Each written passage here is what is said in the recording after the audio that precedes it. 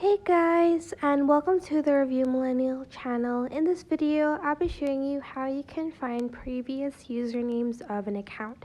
Now, this works for only big accounts, and I think with only verified accounts. I'm not sure about the verified part, but it does work for big accounts. So I'm just going to click on this account and press the three dots on the top right corner and go to about this account.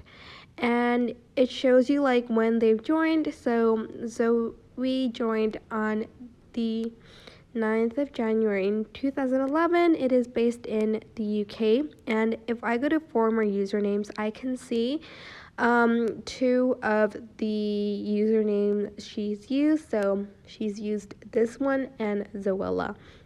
And let's see if it works here about this account and former usernames, pointless blog. And you can also see accounts with shared followers, which is Zoe and Joe. But that is basically it. I hope this tutorial was helpful. Don't forget to like, comment, share, and also subscribe to this channel if you haven't done that. If you have any questions, just leave it in the comment section down below, and I will try my best to answer them all. Thank you so much for watching. Bye!